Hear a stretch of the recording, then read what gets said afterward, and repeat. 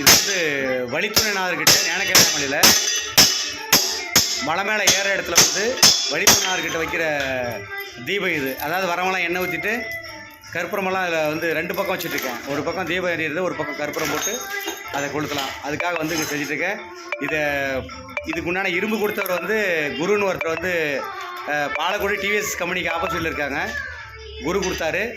அப்புறம் பாண்டில் கொடுத்தவர் வந்து பாண்டில் கொடுத்தவர் மட்டும் காசு வந்து கொஞ்சம் வாங்கிட்டார். மறுபடியும் செஞ்சு கொடுக்குறவங்க யாருன்னா வந்து பாலக்குடி பைபாஸ் ரோடு மாரியப்பன் பீரோ கடை கட்டில் எல்லாம் பீரோ செய்கிறவர் வந்து பார்த்தாக்கா அவங்க மாமா மாரியோட மாமா பேர் என்ன இவர் நஞ்சப்பன் சொல்லி இவர் தான் செய்கிறார். அதை நான் ஒரு மாடல் சொன்னேன். ஆனால் அதை விட இன்னும் சூப்பராகவே வந்து பார்த்தாக்க நான் ஆடாத இருக்கிற மாதிரி இன்னொன்று சொன்னேன். ஆனால் இவர் வந்து இன்னொன்று டிசைனாக ஒன்று பண்ணிட்டார். ஒரு மாதிரி ஷேப்பாக பெண்டெல்லாம் எடுத்தது. அது மாதிரி அதை செஞ்சு கொடுக்குற தொண்டு இவர் செஞ்சுட்டுருக்காரு. இவங்க எல்லாமே நம்ம பக்தர்கள் தான். எல்லாமே நமக்கு எல்லாமே நமச்சிவாயத்துக்காக செய்கிற பக்தர் தொண்டர்கள் எல்லாம். எனவே இதெல்லாம் அவருடைய பீரோ ஷாப் தான். இன்றைக்கி வந்து 13/11/2024 இப்போ வருகின்ற கார்த்திகை மாதம், அதாவது அடுத்த மாதம் 13, இன்றைக்கி 13, அதாவது இன்னும் ஒரு மாதம் கரெக்டாக இருக்கிறது. அடுத்த மாதம் 13 டிசம்பர் வந்து 13, 2024 வந்து தீபம், கார்த்திகை தீபம், 4ஆம் ஆண்டு தீபம்.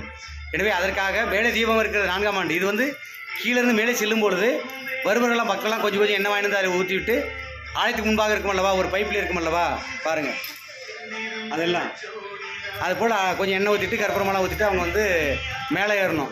அன்னதானம் போடுறதும் இங்கே எண்ணெய் ஊற்றி தீபம் ஏற்றிட்டு பூஜை பண்ணிட்டு தான் அன்னதானம் போடணும். கிரிவலம் வர்றதும் இங்கே வழித்துணைநாதருக்கு அங்கே வச்சுருக்க மேலே, அது உங்களுக்கு தெரியும், லிங்கத்தில் பெயிண்டில் எழுதியிருப்ப இல்லையா, அன்னதானம் போடுற இடத்துல அங்கே வைக்கிறது இது.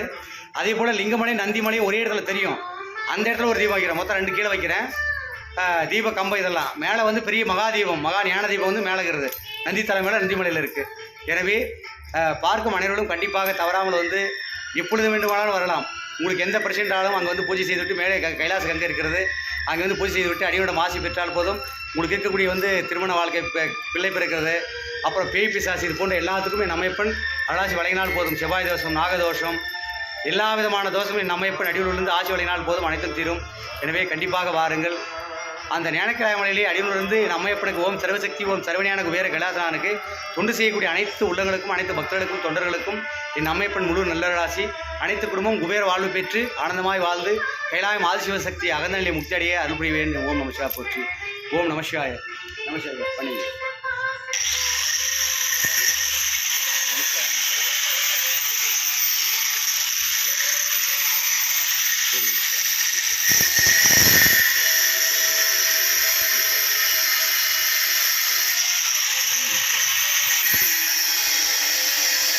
அந்த மாரிக்கோட செட்டு இதெல்லாம் கட்டில் பீரோ செய்யக்கூடிய இடங்கள் இதெல்லாம்.